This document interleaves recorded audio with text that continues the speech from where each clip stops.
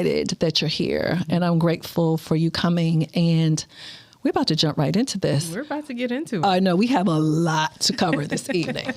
All right. So I think we're going to transition right into our first little housekeeping. I'm sorry, I got so excited.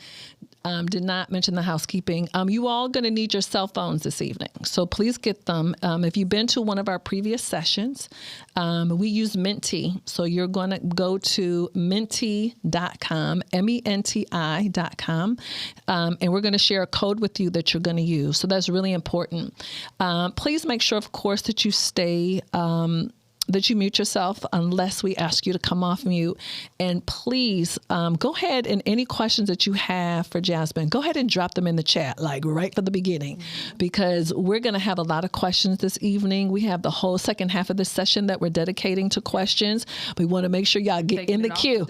I know. Whatever you need to know, we're going to try to answer. We're going to answer them. So please go ahead and do that. But please go to menti.com, and I think, Tiana, we're ready. We're going to transition right into our first slide, aren't we? Yeah, we can get started. Okay.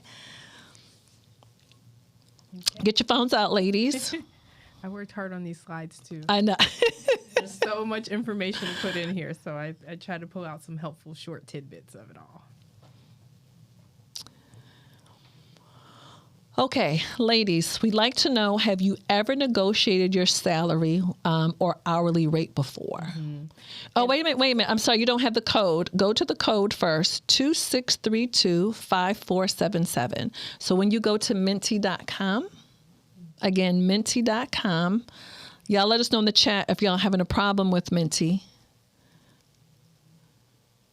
Go to menti.com, type in that code, and then you're going to be able to interact. Okay. Yes. We got some no's, we got some yeses. Right. And okay. I'll give context to why I asked this question. Okay. So just like most things in life, flexing a muscle requires practice. Right. And so getting comfortable with that means doing it whether you've thought about it, whether you've done it before.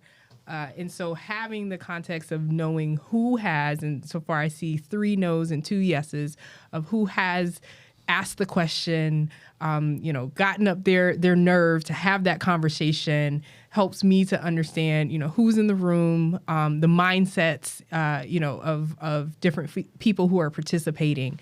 But I definitely want to speak to folks who have done it before and failed. Right. And who have never done it before. Yeah. And then we always love to hear from the folks who have done it before and it went well, because those are the success stories that we want to highlight. Or women who've never thought that they could do it too. Mm-hmm. Absolutely. Exactly. And we have a lot of them. So let's kind of level set first. Let's talk about the difference in compensation between women and men. Yes. And so just for statistic purposes, I really like to focus on Black women in particular. Mm-hmm. Mm-hmm. So I know you and I just came off of Instagram Live where we were talking about that. So if you could share the stats on the difference between compensation between Black women and white men. Sure. So the stats are absolutely insulting. Fact, like that's the fact of it. And so you will see a couple of different numbers based on sources that you'll see. So I'll quote a source from the Girls Room NYC, who posted literally starting from the white man's full dollar that they get for their job, and then looking at each demographic breakdown of women. So let's start with Black women first. Black women make 63 cents for every white man's dollar in terms of doing the same work, doing the same job. Exact same job. Yes. And I'll go ahead and share some of the other stats. Asian women are at 87 cents on the dollar. White women are at 79 cents on the dollar. Latinx women are at 53 cents on the dollar. So overall, I think the aggregate of some of the data that I've seen is it's around maybe women overall make 80 cents on the dollar. On average. But then when you start to break down the demographics, by race, it looks very different. Okay. So let's just kind of give some context to that. So ladies, that means if a white man makes $100,000, mm-hmm. a Black woman is going to make $63,000 for the exact same job. So it's probably same education, mm-hmm. same work experience. Yep. So $63,000 versus $100,000. Mm-hmm. And It is 2022, and that is crazy. Yes. And I will say two things. If you look at the historical implications, so say maybe 50, 60 years ago when people wanted to start out in a career in banking, women were put at the teller desk and men were put behind a desk, doing being a loan officer, whatever it is, right? So there's all of these historical implications of, a man and a woman wants to come in and do a job, and we are automatically going to pay them differently or treat them differently because of their gender. Right. And then when you think about the systemic impacts of that, and also the wealth gap that exists, there's so many components of why this gap is so prevalent that not asking is so detrimental to us. Right. Asking the question is absolutely essential because there's so many things that we have to overcome to try to make that full dollar that white man is getting. And so, Jasmine, what I immediately think about is receiving or getting compensated $63,000 versus $100,000. Mm-hmm. What that means in the context of saving, preparing for retirement, putting your kids through college, buying a home, mm-hmm. renovating your kitchen, like whatever you want to do. Mm-hmm. No wonder we're behind and we can't do what we need to do because you're trying to take this pie and you're trying to do a lot with the pie, but your pie is already too small, ladies. Exactly. So you have to ask and you have to know how to ask. Okay. So thank you for level setting us. Sure. So I'd like to talk about some of the fears, the mindset of salary negotiation. So ladies, get your phones back out again. So again, if you're just joining us, you need to go to Menti, M-E-N-T-I, Menti.com. Menti.com. And on the screen in just a minute, we're going to give you the code that you need to type in because it's important. We really need to interact with you because we want to know what you don't know. Yes. And this is so personal. It is very, very personal, the experience. And again, the code is 2632-5477, 2632-5477. And we have our next question coming up for Menti.com. And I know we learned about Menti probably about a couple of months ago, and love the tool. Yes. All right. So let's talk about what scares you the most about negotiating. Okay. All right. So the 4 options that we have up here, the first one is hearing no. The second one is appearing too pushy. The third one, I actually can't see it. I love that. There we go. Getting what you asked for, but then having to rise to the occasion to validate your new pay, which I do hear from my clients often. Right. And then the fourth one says not knowing how to have the conversation. So as I see the data accumulating, not knowing how to have the conversation is in the lead at number 1. And then the second one is appearing too pushy. So not knowing how to have the conversation is why you're here. Right. So that's what we're going to talk about, the art of that conversation. And so why do you think women are naturally afraid of asking? I think it's a combination of nature and nurture.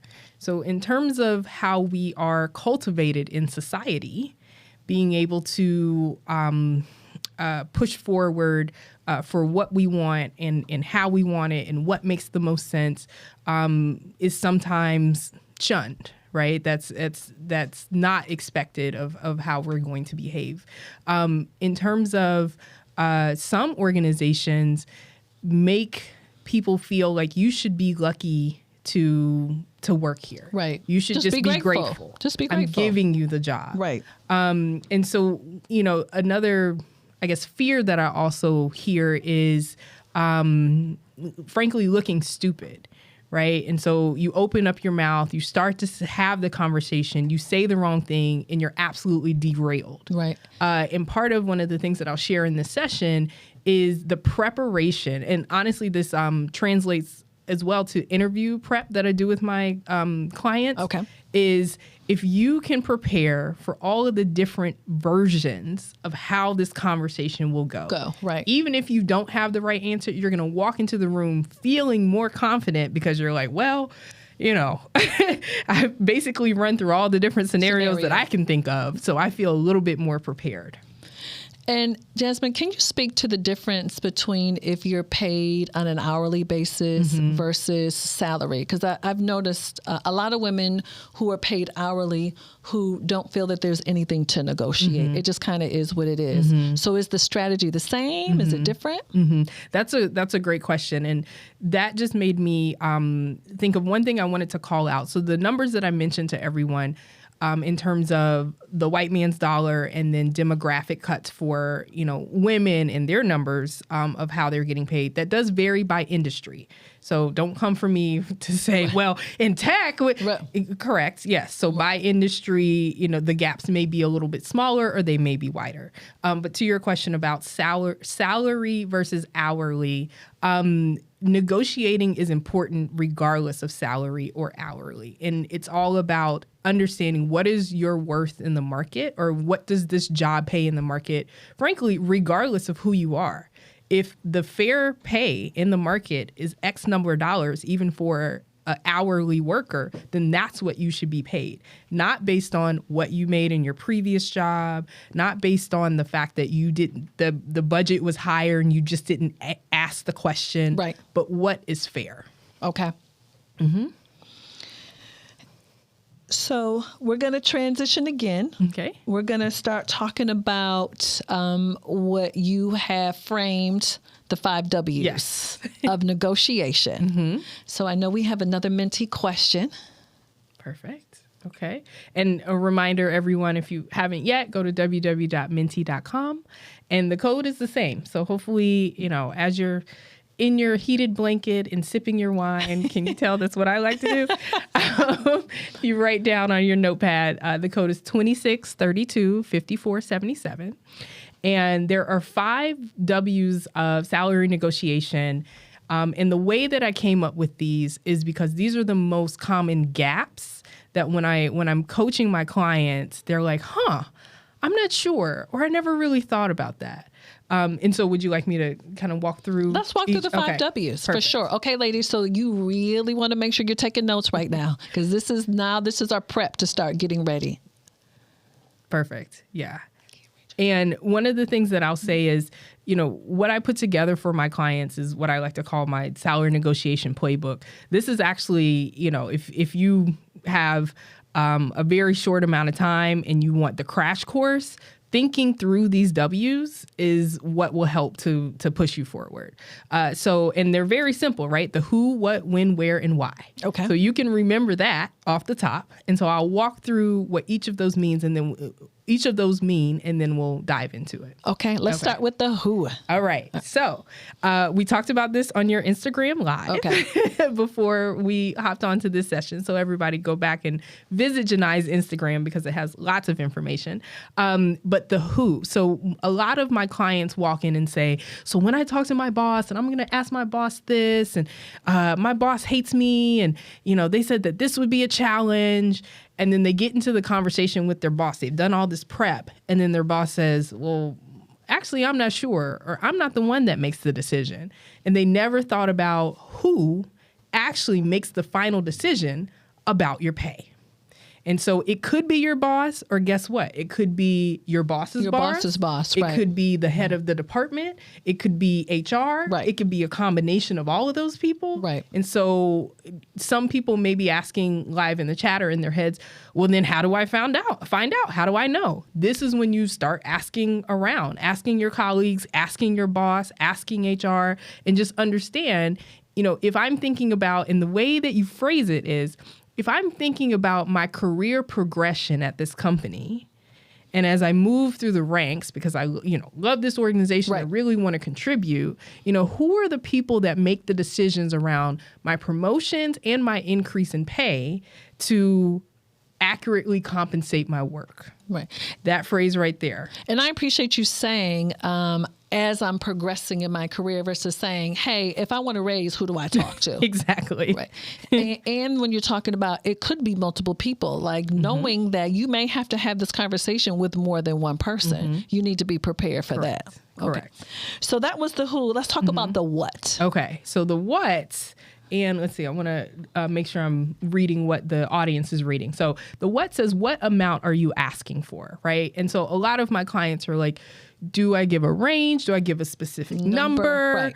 And so this is where the research comes in. And so on in our Thank Me Later community, on my Instagram at careerconvos.com, I list out, how you can find more information around salary negotiation resources, but understanding, again, what I just talked about.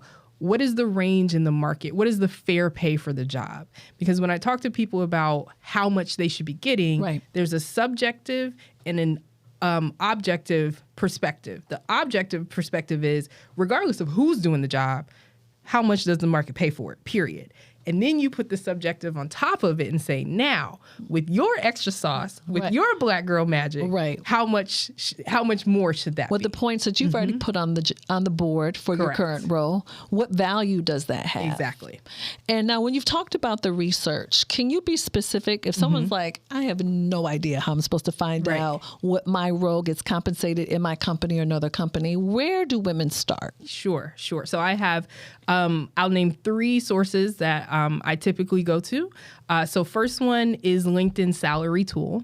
And so typically you have to have a LinkedIn premium subscription. But here's the hack. Ladies, you ready? You got your pen? Mm-hmm. So if you go to Walgreens and get a $25 or a $50 Visa gift card, and you say, because I don't want to sign up for that subscription and keep getting charged, you have it for 30 days for free. So either you sign up for it and remember to cancel it, or you sign up with a gift card that has a limited amount, and then guess what? When the money's gone, you don't even have to remember to cancel it. So we're going to have to say hashtag hack right there. I've never heard that hack before. Love that. Yes. But at least, like you said, now you have access to that data, because why would you need it for more than 30 days anyway? Correct. So so LinkedIn Salary Tool is really helpful because it lets you play with the different job titles. So you can type in different job titles to make sure you're getting the one that's most accurate for you. You can type in location, so specifically the city, and then your industry as well. So that's one place, LinkedIn Salary Tool. The next one I would say is PayScale. So PayScale, you can get really specific. So PayScale will take you through an entire process to say, how many years of experience do you have? What level of degree do you have? What city do you live in? What industry is this? What are all of your responsibilities? And then it'll push out a report at the end that will give you a salary range for what you're thinking about. Another thing that I would suggest is SalaryList.com. Glassdoor is somewhat helpful. It's anecdotal data. I like LinkedIn Salary Tool because lots of organizations use it, and they're posting their jobs, and they're putting the salaries in it. So it's a little bit more accurate. But then you also want to think about your industry tools. So I come from management consulting. And so there's an app called Fishbowl. And it's for management consultants across all the big 4, the BBM, and everybody literally drops in there, nameless. So, it's just, I'm a second year manager at X company. Right. I make this much. And so download that app and see what the different companies are paying these folks. And so those are some of the tools that you can use to help figure out the range. And so in the context of the win, it sounds like preparation is really key, ladies. Yes. And it sounds like I would be doing my research with more than one source. 100%. So please make sure that you commit the time to the research so you can prepare. So I'm going to move us along just a little bit because we have some career coaching that we're going to do. Okay. Let's talk about the win. When do you ask? Oof. Let me tell you something, ladies. When are you asking? So the win is probably 50% a determinant of how successful your negotiation will go. And I liken it to if little kids go to their parents before Christmas and say, Mommy, Daddy, family member, I want these things. What's the likelihood of them actually getting those things under the tree versus opening the presents Christmas morning and being like, I didn't want this. I didn't want this. Now can I have so-and-so? Nah, baby, I already spent the money. Too bad, so too sad. bad. And there's certain circumstances where you can be retroactive, but figuring out, are you having these conversations before, during, or after your performance review? Right. If performance reviews happen in your organization. So that's a really big determinant. Okay. And where? So in this I'm not going to say post-pandemic because it is still raging. Right. In this pandemic environment, a lot of people are remote. And so, it's not just either over email or in person. It could be on Zoom. It could be over the phone. If you're on Zoom, will they have their cameras off? Will they have it on? And so you have to think about what type of body language, what type of back and forth, all of those additional components that will influence this conversation. And so if you think that you're going to prepare for this negotiation discussion and it's all email and they're like, no, let's just hop on the phone. You need to be and you're prepared shaking for in that. your boots. Right. You need to be ready. prepared for it. So the what is it? The where is really important as well. Okay. Sounds like you need to be prepared for the where, ladies. Yes. And then last is why. Yes. So this is about, and Janai has said I love when you talk about putting points on the board and being able to track your progress, to track your impact. Absolutely. And so the why is in a data-driven or a metrics-driven description, why do you deserve what you're asking for? And so that's where you want to think about the actual tangible pieces of how you're articulating your value and your impact to the organization. And when I hear you say that, Jasmine, it sounds like we need to be very intentional while we're working, that we have a way that we're tracking the points, the contributions that we've made, what has happened as a result of us. So that's really important, but to be very systematic and intentional about that. Okay, I love that. And sorry, can I just say another hashtag hack? So oftentimes my friends and I will create literally a folder in our email that's called accolades. And every time a client, a boss, a colleague, a friend sends us, yeah, you did a great job, this went, just file it in there. And also send emails to yourself. Right. I just killed this report and so went well.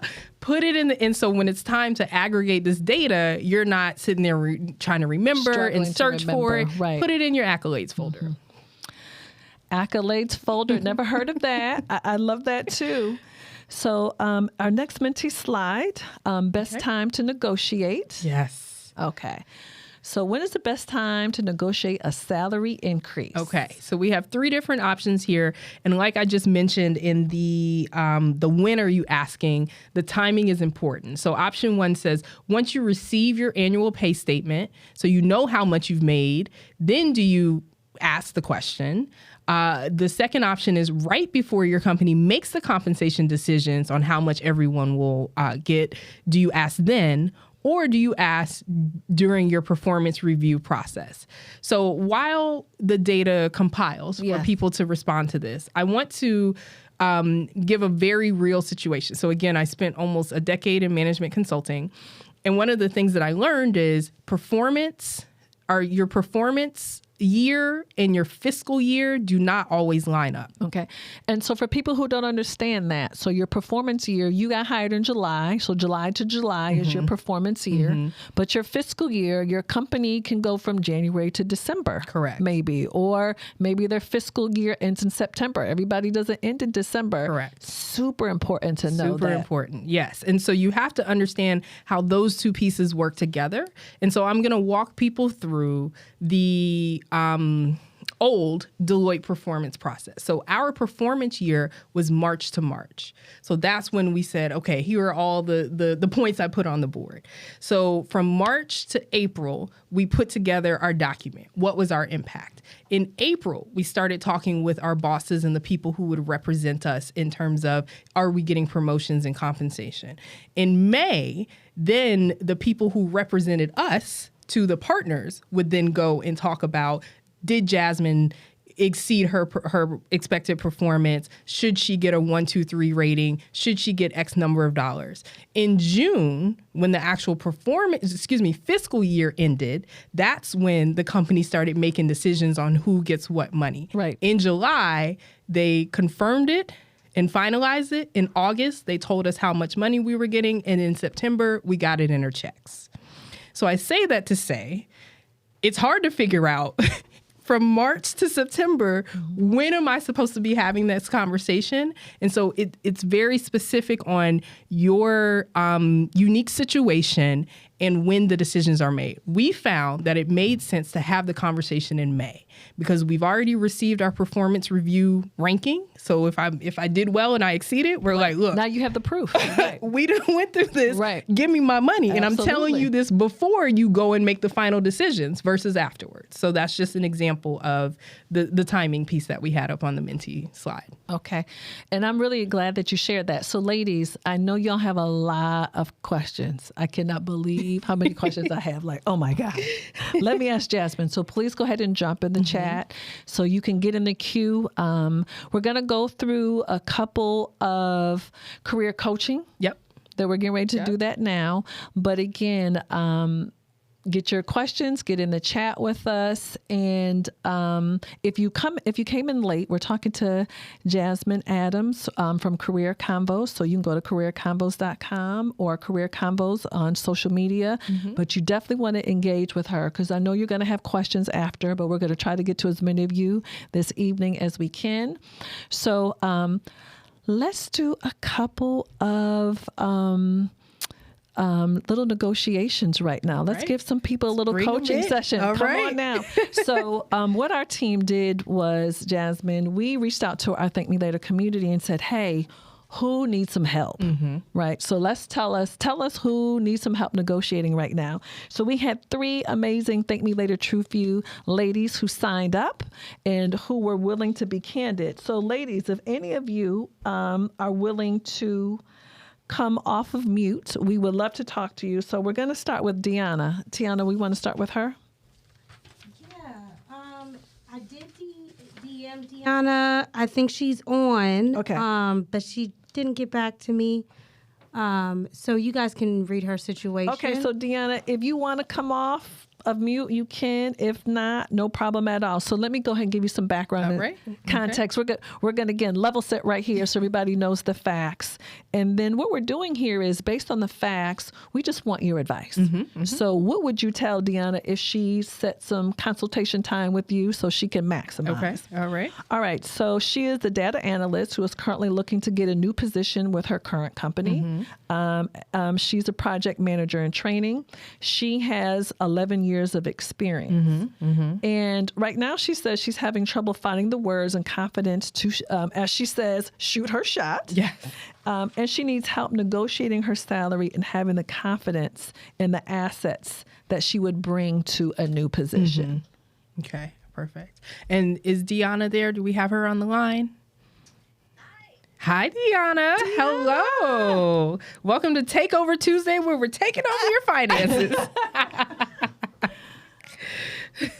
Okay, so I have your resume in front of me. Thank you so much to the Thank Me Later team for aggregating all of this data to help kind of walk through it. So one of the things that I want to do is call out a couple of things that I saw in your resume. And I think this is universally applicable to a lot of women who might be watching tonight.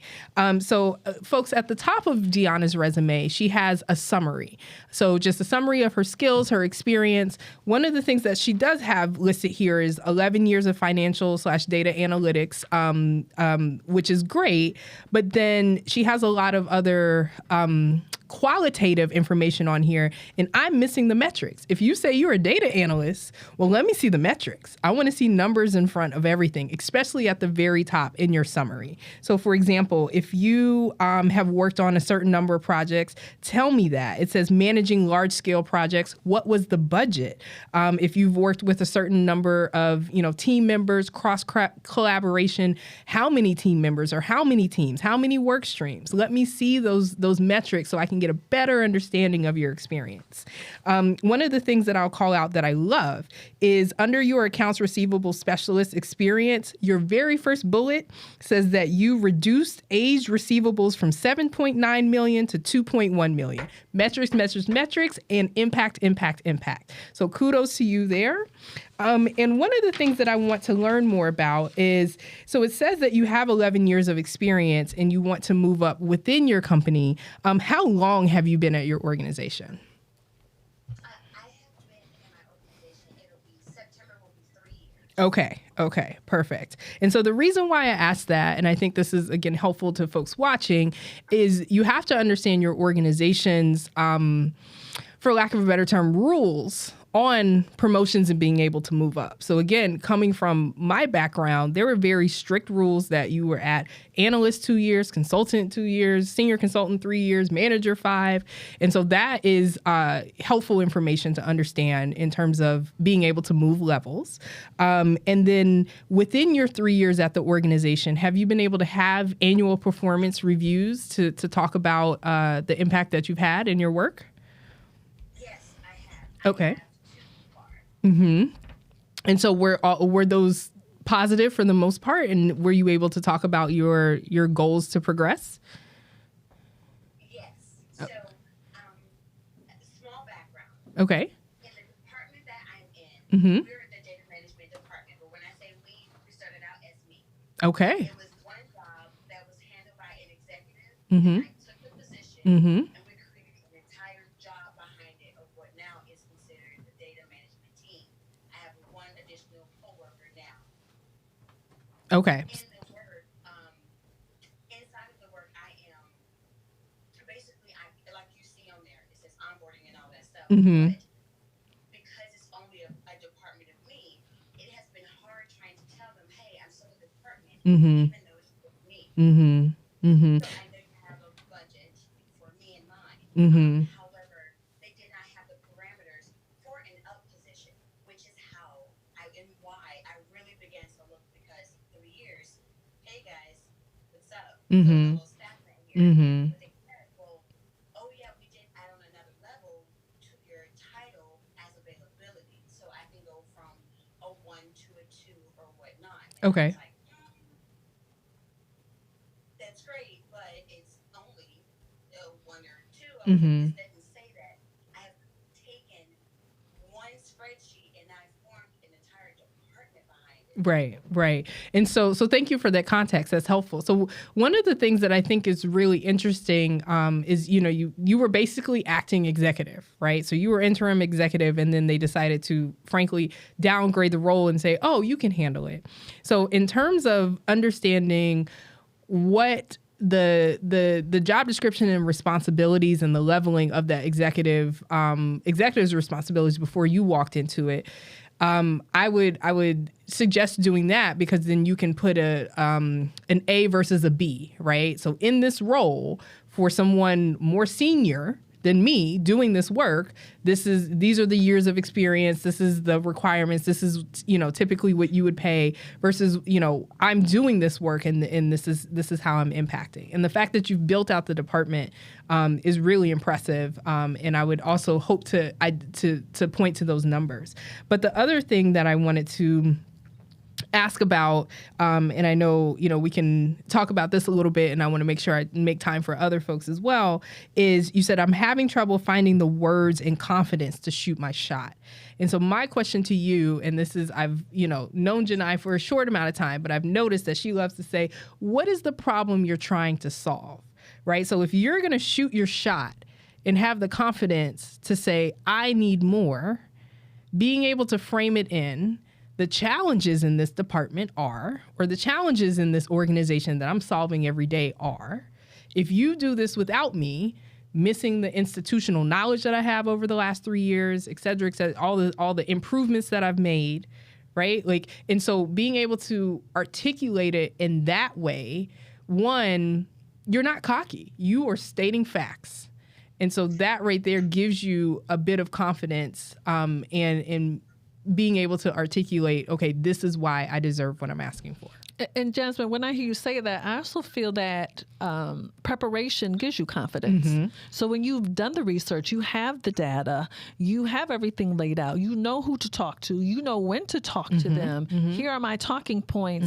To me, that's like, of course I'm going to ask now, because now I'm prepared and equipped to ask. So I hope that definitely, Deanna, I hope that was helpful for you. Thank you, ladies, so much. I am so hyped. Yes, I be know hyped. but you begin to question yourself. You Yeah. bring, but Yeah. it is that voice of doubt. In your mind that says, you know what, maybe it's not exactly Yep. And I was like, no, I feel the push, and now I just needed to see how to tighten myself up just so I could shoot my shot. Yes. So I can get to where I want to be. So, ladies, thank you so very much for the opportunity. You are welcome. Oh, no, Deanna, thank you. So, yep, I want to hear back from you after you prepare and you shoot your shot. We would love to hear back from you for sure. One other thing. Thank you, Deanna. One other thing that I wanted to mention, Jasmine, that you just said is how important the annual review is. So if you aren't having them scheduled, ladies, you need to be asking for them because that is the proof right there. That's someone giving feedback. So particularly if you have an amazing review, that's all part of your ask. So don't avoid those things. You want to make sure that you're getting those annually, minimally annually. And I just want to say, we have a lot of women, it's 2022. We have a lot of women working at startups where annual reviews don't exist, right? Because everybody's wearing a million hats and they're building the car while they're driving it.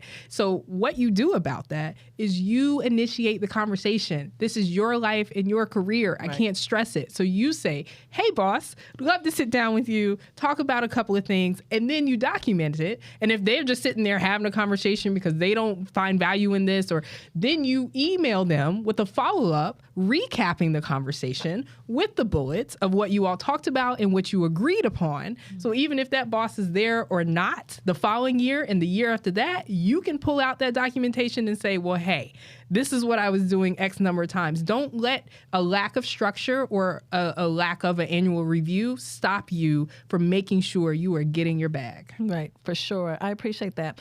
All right, I'm going to move us along because we've got to get to all these questions that we have in the community. So I'm excited. Okay, so Curleen is our next member in the Thank Me Later community who is looking to get a new role outside of her current company. So she's an assistant director of student account services. She has 15 years of experience in higher education, 3 years in progressive fundraising. So her situation, she said, I'll be looking to go over to donor relations. So it sounds like she's trying to bust a little bit of a move there. She's making a transition. I'm also open to work with young adults, high school, to help them find scholarships and prepare for college or beyond high school. So Curleen is looking for a transition. So probably obviously wants to make more money. And I think that happens to a lot of us. We're changing companies and possibly a different role as well. So is Curleen available for us to talk to, or? Curleen, I did send you a DM if you take yourself out. Are you? Carlene is on the line. Hi, Carlene.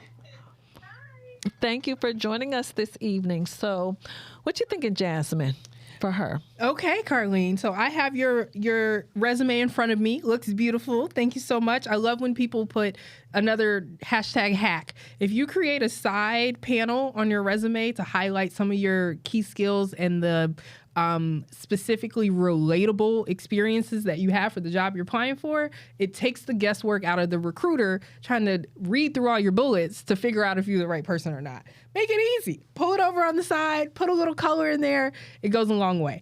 Okay, so Carlene, one of the things that stood out to me, and I'll work backwards a little bit, is Janai just read, you want to help young adults or high school students find scholarships and prepare them for college or beyond.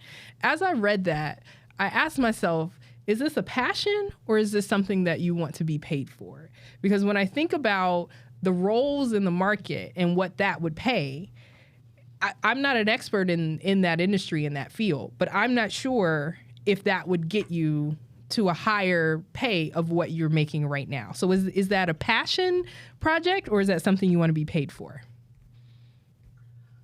Both. Okay. It's a passion. Okay. And also something I'd like to be compensated for. I do realize the salary in that area isn't as high. But, I've been doing some research with, looking at private companies, even Yes. different nonprofit organizations which has great funding.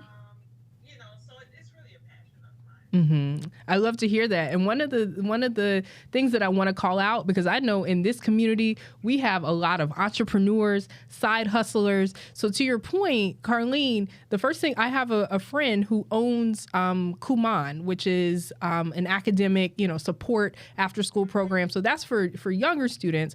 But for folks like, for example, in Manhattan Prep, all of these courses to try to get them ready for college, if you can demonstrate that you have the knowledge to find the scholarships and resources, maybe you figure out how you can partner and be some type of partner or consultant privately for the parents of the students in those courses. Because if they're already investing that way and they're like, oh, we can pay somebody else to sit here and look and Google and research to figure out how we can get the money, great. That's an amazing investment. So I think, I love that you talked about private, because I would say, yes, keep looking at the nonprofit roles, the private organizations, but also think about how can you do that right now and demonstrate your expertise in that.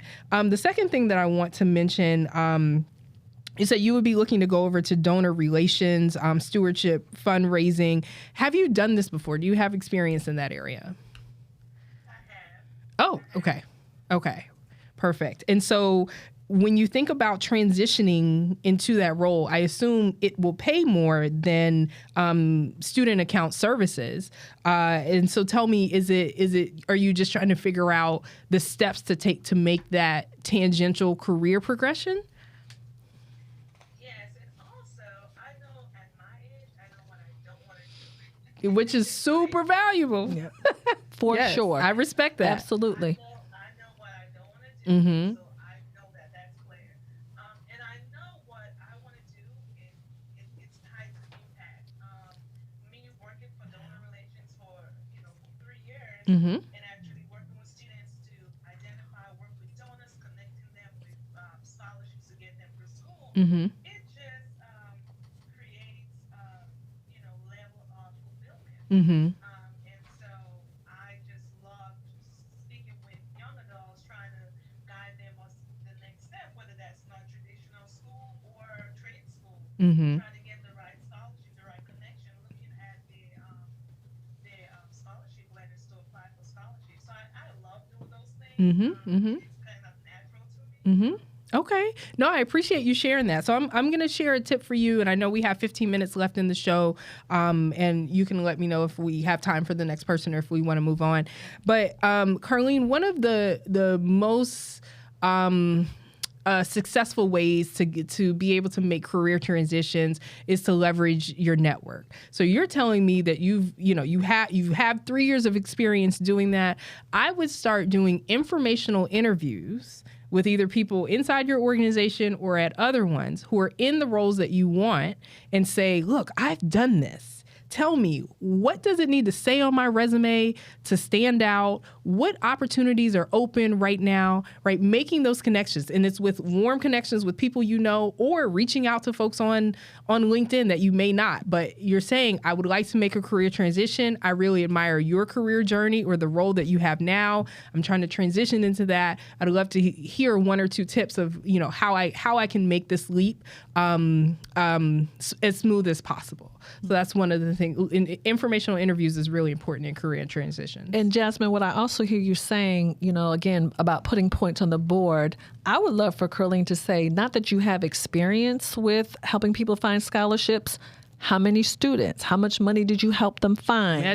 Metrics is everything, because now that's quantifiable to me. Exactly. And even as a parent, I'm like, oh my gosh, she helped somebody get $250,000 in scholarship money or whatever that is. Correct. I certainly want to talk to you at that point. Yep. So I think that will help a lot. Love that, Janai. Thank you. Okay. Yep.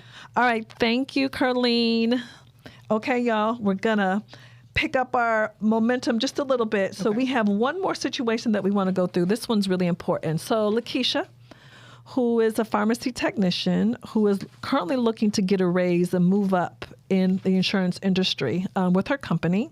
So she wants to get a position as a healthcare manager or data analyst. So she's a pharmacy technician, wants to go over to a new role. She has 5+ years of experience.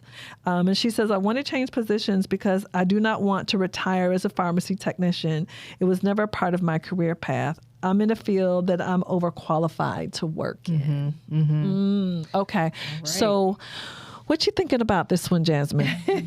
One of the things that Lakeisha, you're here? Yes, Lakeisha, welcome. We're happy that you're here. Thank you for joining us this evening.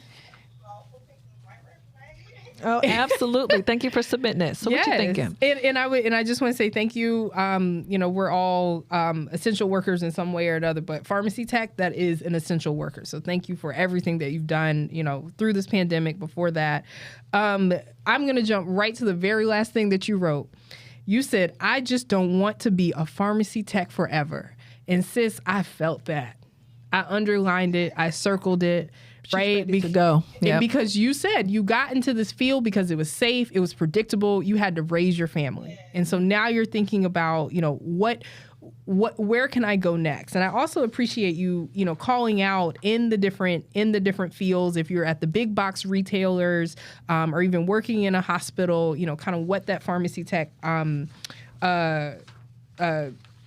career progression looks like. And so tell me, if you're not trying to be a pharmacist, but you love working at Cigna, have you been looking at the tangential roles in terms of other things that you can do within healthcare, whether it's I guess like data management or what some of those other things might be? Yes, they do. They have different departments. Mm-hmm. For Cigna, you could be a claim adjuster, or you could clear orders for the pharmacist to verify over, or you could look into. They have a big data analyst department. Okay. And,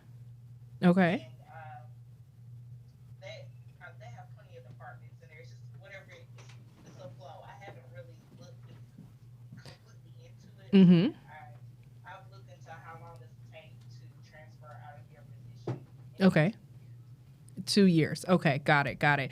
Well, so here's what I'd say. I also circled the end of the number for your very first year of working. And since we all got a long way to go. So that 2 years compared to when you're about to retire, in the rear view mirror, it's nothing. If you want to change your career, invest that time. And so what I will say, because I actually had a client who was also figuring out something similar, in the job descriptions of, the medical biller and coder, or, some of those components, it had certifications, just standard certifications that they recommended. And so here's another hashtag hack. There's a platform called Udemy. People pronounce it differently, but it's spelled Udemy. Correct. Yes. And so you can go through those courses. It's like a course for $7.99 or $21.99, where you can even get the prep work to prepare yourself to take those certification courses. So I think what I'm hearing is you know what you want. It's just really scary, for lack of a better term, to make this position, right? See, I hear you. Yeah, I hear to make this transition. Believe in yourself, sis. Mm-hmm. These 2 years compared to because none of us are retiring at 65 anymore. We don't, look, the government doesn't have their stuff together. Mm-hmm. So invest that 2 years so you can be on the track that you want to be, making a difference and not dreading to go work every day. And so, Jasmine, go ahead. Lakeisha, I'm sorry. Yes, I just wanted to say, and you made a good comment with also reaching out to people that's already in the field. Yep. Mm-hmm. And what I hear you saying, Jasmine, this is her season of preparation. Mm-hmm. So it's not just writing out these 2 years. During these 2 years, what are all the things that she needs to do? Yep. Getting the certifications, mm-hmm. making connections with the right people, again, being able to put together her portfolio, mm-hmm. what point she's put on the board. So that will be an easy pivot for her. And that way, she can get moving. Mm-hmm. Thank you, Lakeisha. We appreciate you. Yeah, thank you. So a couple things before Tiana starts giving us some questions in the chat. Tiana, you got a lot of questions over there? Yeah. Okay, good. I know we're Tiana's woo. Just a couple things that I want you to address that we had to kind of move on. Okay. Let's talk about number one. Is it illegal for employers to ask your current salary? Yes. Okay. Yes. So, but again, there's caveats to this. So there has been legislation since 2017 to make a recruiter asking you, Jasmine, Janai, how much do you make right now? However, that legislation is not recognized in every city and state. And so if you go to, I think it's, again, payscale.com, or actually if you just Google salary history bands, you will find which cities and states that exist in. So then the next question I get is, well, then if it's banned in Idaho but not Louisiana, like how do I know, especially in this remote work environment?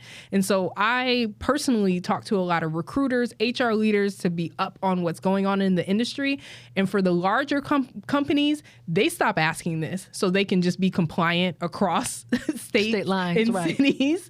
But there's a way that you can navigate this question. So if you get this question and you don't want to answer it, then you can pivot back to what I said earlier in the session. And if you all are just joining, I'll repeat it. And it's about thinking about the objective and the subjective components of the role. So objectively in the market, if someone says, and we can role play real quick if you want. Okay, let's do it. Okay, so you can be the recruiter.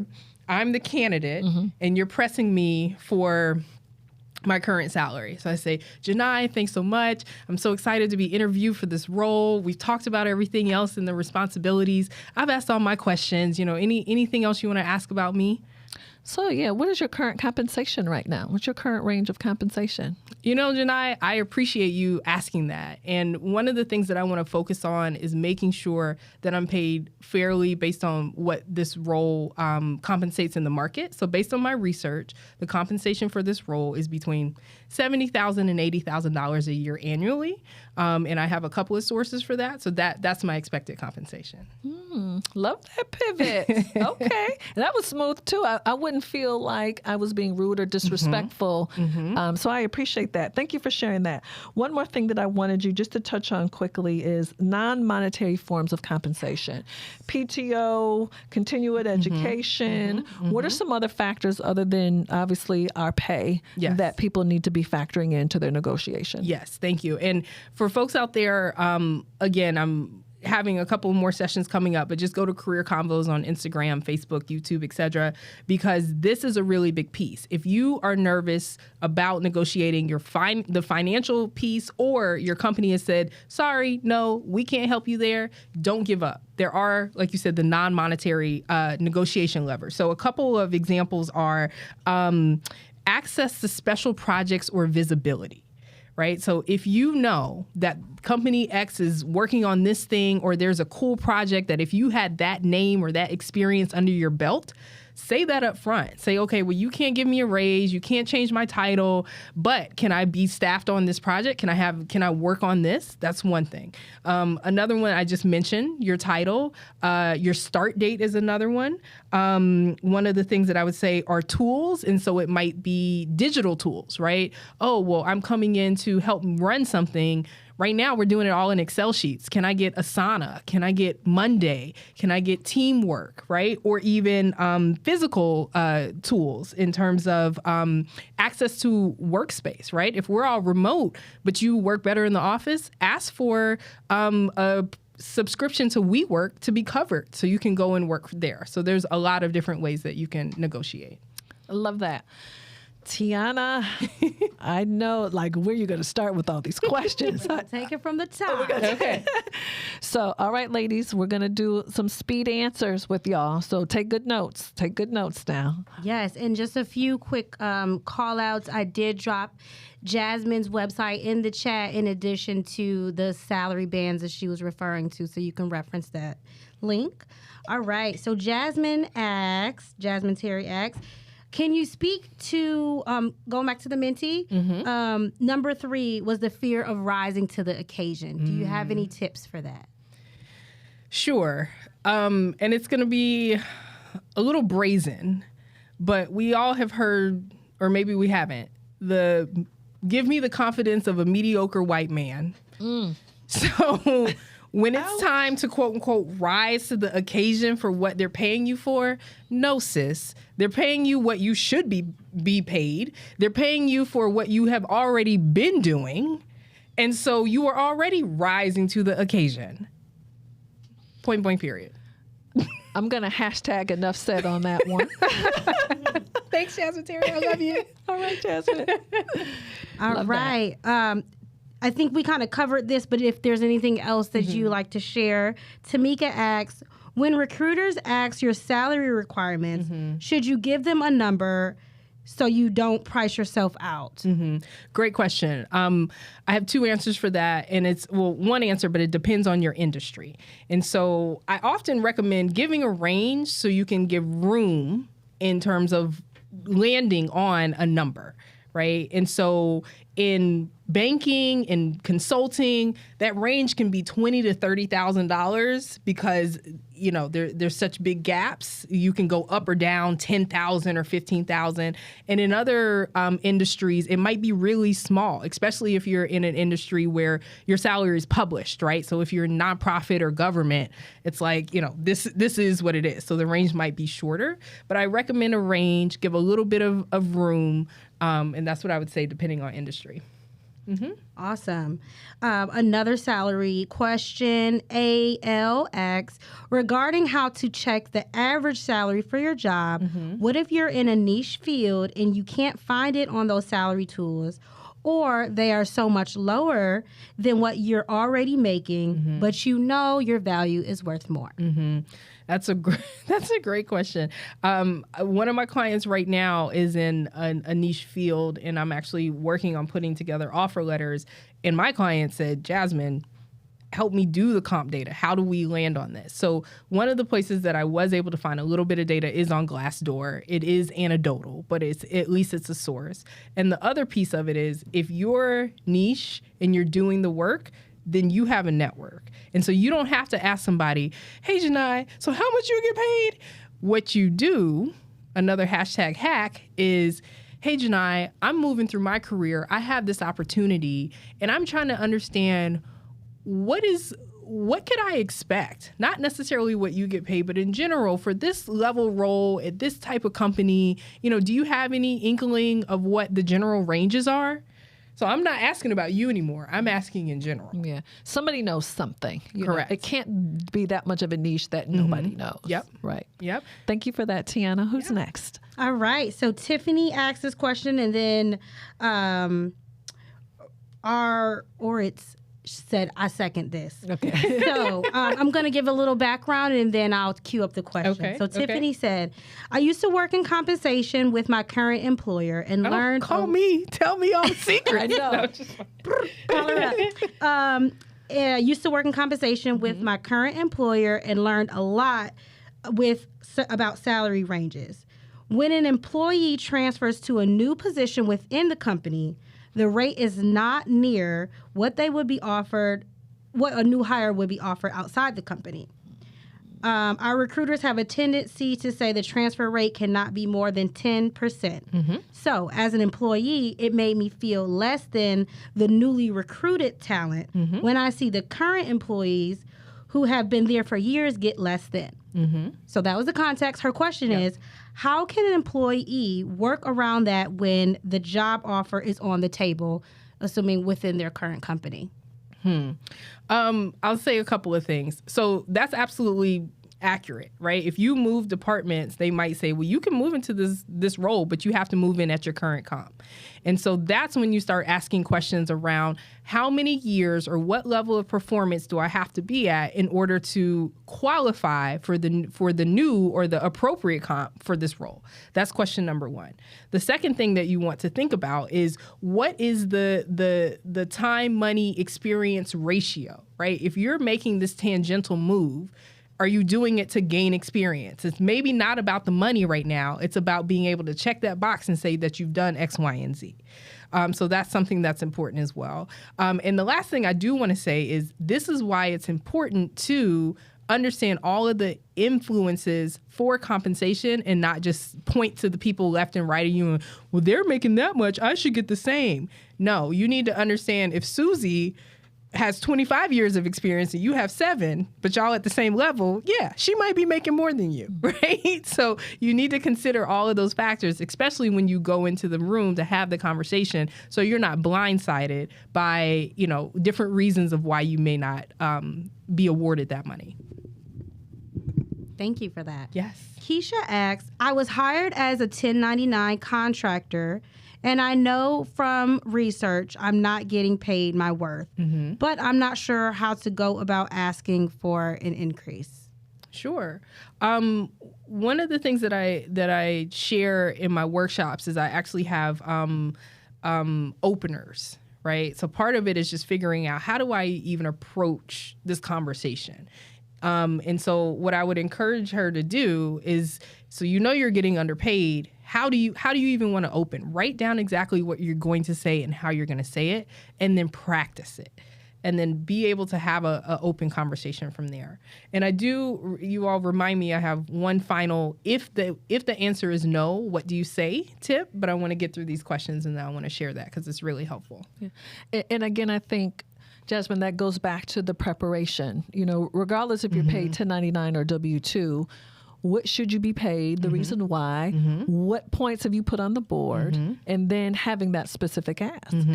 Yeah. And I think, and also, again, if the numbers aren't right, then what are the other non-monetary things that you can get out of it? Can you go to conferences and have it covered? Can you get certifications paid for? Can you get, transportation for if you're traveling to it? There's so many other things besides just the base salary or, the hourly rate that you can think about.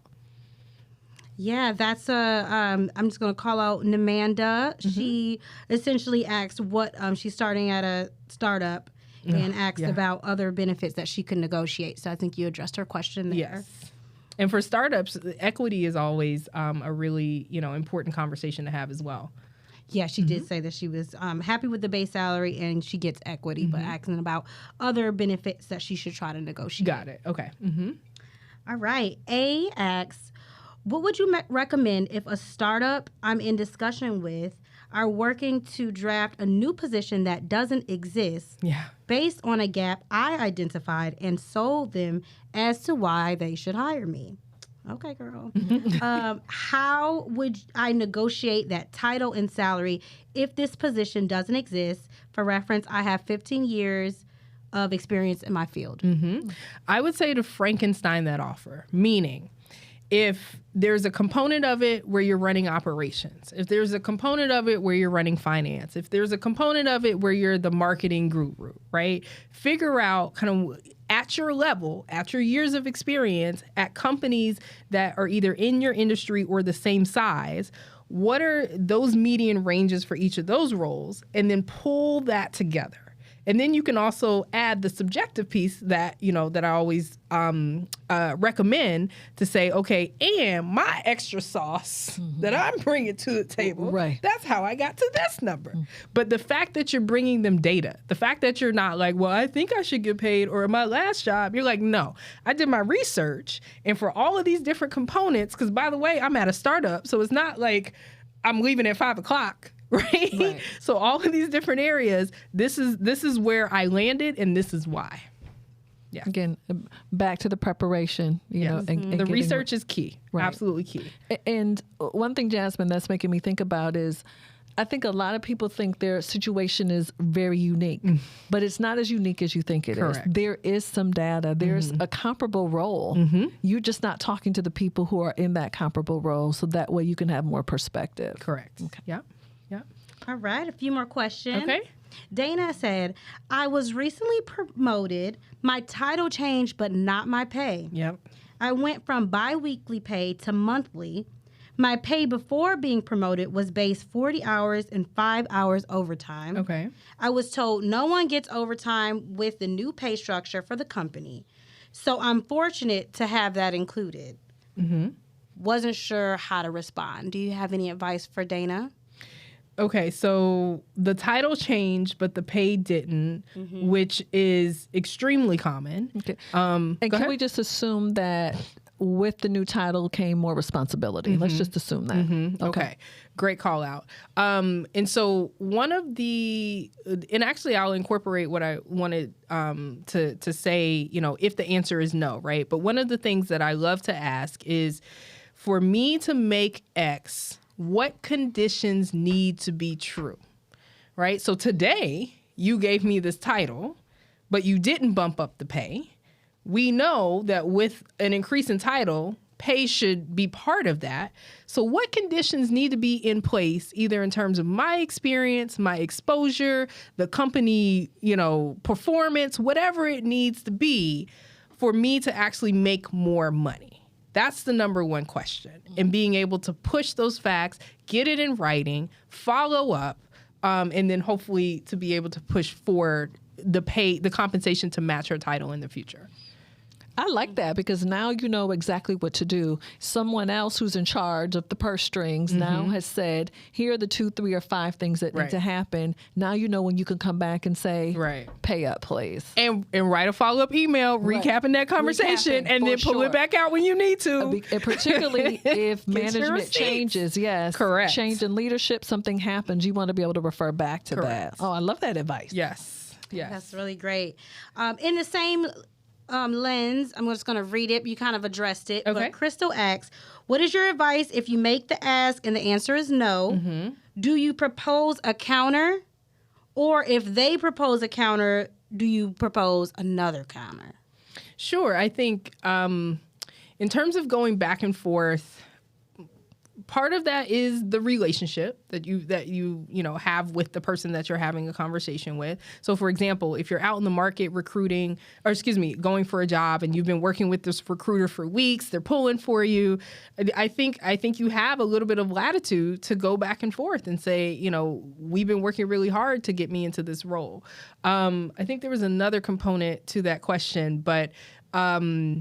So she asked, do you propose a counter? And if they counter, do you give another counter if you're not happy with that compensation?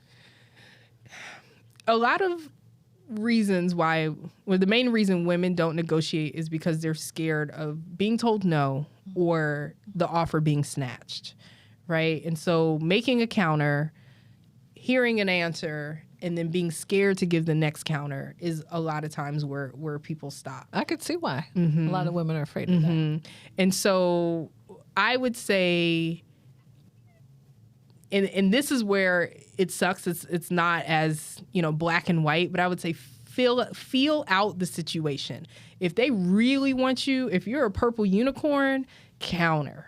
If there's, and these are the questions that you can ask as you're going through the process before you get to negotiation. But if there's a mile long of candidates behind you, every time you talk to them, we're in 5 interviews and we got 3 more. And think, and if this role is really, really important to you, think about all of the other components of maybe why, if you've gotten this far in the negotiation, then one more counter, may put you at a detriment. So I would say weigh those things. I always recommend for folks, never, even if they give you exactly what you want or more, never accept on the spot. Always say, this is an amazing offer. I'm so excited to receive this. Can I just take a day or two to talk it over with my family? Guess what? Your family could be a cat, okay, or a turtle. You don't even, because nobody's ever going to push on it. Let me take a day or two to talk it over to my family, and I want to get back to you. And it just gives you space and room to think critically about what you have on paper, what may seem amazing. Love that. But once you come down from that and talk to a couple of folks, friends, whoever, you can make sure you're making the right decision. And I know we need to be wrapping up, but you just made me think about something. As women, we are not taught or we're not empowered to negotiate. And I even thought about just even as when women buy cars, what do they always say? Take a man with you. And so we're always taught, we need some help. We're not prepared. Someone's going to try to take advantage of us versus saying, you can counter. You just need to be prepared for that to happen. And the key word that you're using when you say prepared, practice saying it out loud. I have so many clients that are like, yep, and I wrote down exactly what, and then once they start talking, sis, that's way too long. Did you say that out loud? Are you tripping over your words? So yes, the prepared piece, Janai, that you're saying is so essential, and that means getting a friend, a parent, a cousin, or whoever to just have that mock conversation, role play it, so you can actually feel what it's like to say the words. Correct. I love that. Yes. And our final question is from Cassidy. She asks, it's a different perspective. Okay. How can small businesses recruit top talent, be competitive on a small budget when top talent are demanding certain salaries? Thank you, Cassidy, for asking that. First of all, I'm going to call out Cassidy Bass, NBA, Crew Lounge, ATL. That's my friend. Okay. And Come on, thank you for Cassidy. the question, Cassidy. And what I want to say is hopefully at some point we're going to come back to the Thank Me Later community and be able to have a whole conversation From the employer about perspective. from the employer Please, perspective yes. about business owners. So I would say the short answer is right now, I think most of us know that if everyone doesn't, there's a war on talent right now. And so employers are bending over backwards with perks. And so if you can't compete with the base salary or the pay, think about the non-monetary negotiation levers that I just listed in terms of, being we'll cover a portion of your cell phone bill or, whatever it might be. I'll give however much. I know, Cassidy, the business that you're running, can I comp something towards your transportation? And maybe you're, partnering with a small transportation company to get them, to and from, whatever it might be. But the non-base perks really help to set employers apart. And be creative. Correct. Just be creative. You never know what might resonate with people. Yep. But I know it is competitive. It's Very. extremely competitive. And how can you, if you're a small company, how can you compete with Coca-Cola or Google or anything like that? It's very difficult. Yep. Got to offer something else. Awesome. That was everything. That was Tiana? it, but I did want to do this call out to transition. Nicole Brown said, not a question, but a testimonial. Jasmine helped me transition from the entertainment, not-for-profit space into tech. Definitely was invaluable in negotiating a salary within an industry that would pay me my worth. So shout out to you, Jasmine. If you want to talk about what you have coming up and ways that people can continue to engage with you. Real tears, girl. Yes, so tomorrow I am doing a live webinar on Facebook with a friend of mine. His page is Joe Knows Money, so JoeKnowsMoney, and we're talking about why financial advisors are not talking about the pay gap when they're advising women. So that's tomorrow on Wednesday, same time, 7 p.m. Eastern. And then I'm also teaching a salary negotiation workshop through General Assembly. So you can go to the General Assembly website. It's remote. It's February 25th, and you can sign up there. And then, Jasmine, while you're sharing that amazing information, can you share how people get in touch with you? Sure. I am Career Convos on every platform. And so Convos, everybody's like, wait, what does that mean? What's it short? It's just short for conversations. So it's just literally careers and then CONVOS. And you can find me on Facebook. That's my website, YouTube, Instagram, all the places. I am so grateful for you being here. I learned a lot, and I know this has really empowered a lot of women who now know what to do to prepare to be confident and to get what they deserve. But I'm clear on what preparation means now. Yes. Yep. And so obviously with preparation comes confidence, swagger, whatever you want to call it. So let's go get the money, ladies. All right. So just a couple of things. I know, little coins here. A couple of things in the Thank Me Later community that we want y'all to know about. Thank Me Later Real Life, The Business of Black Love. We're premiering that Thursday, February 10th. So we know it's the love month. It's February. So if you need some guidance related to your intimate relationship, whether you are on your way into one, dating, married, you're going to love this interview. It was amazing. Next session is Entrepreneurship Essentials, the formula for a profitable business with Brandy Samuels and Tamika Bullitt. That's Wednesday, February 23rd, 7 p.m. We'll be back live. These are two amazing CPAs. So for all of our entrepreneurs who are struggling and business is closed primarily not because your idea isn't good. You don't have the infrastructure in place.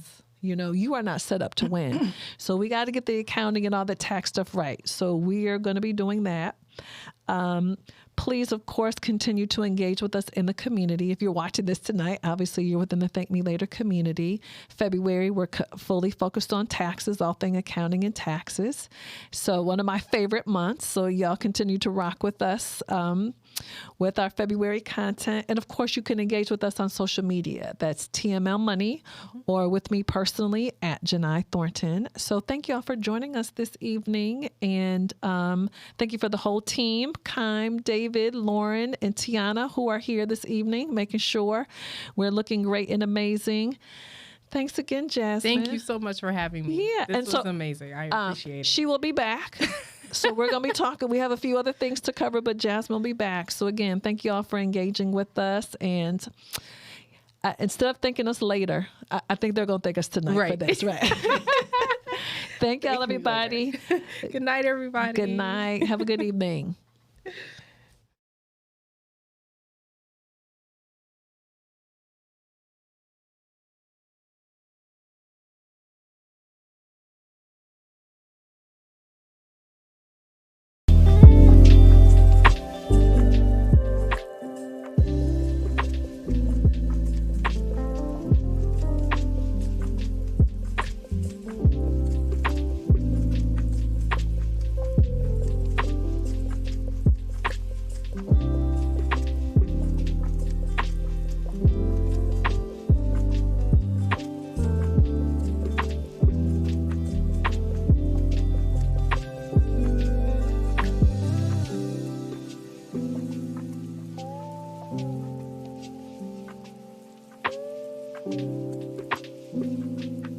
Record.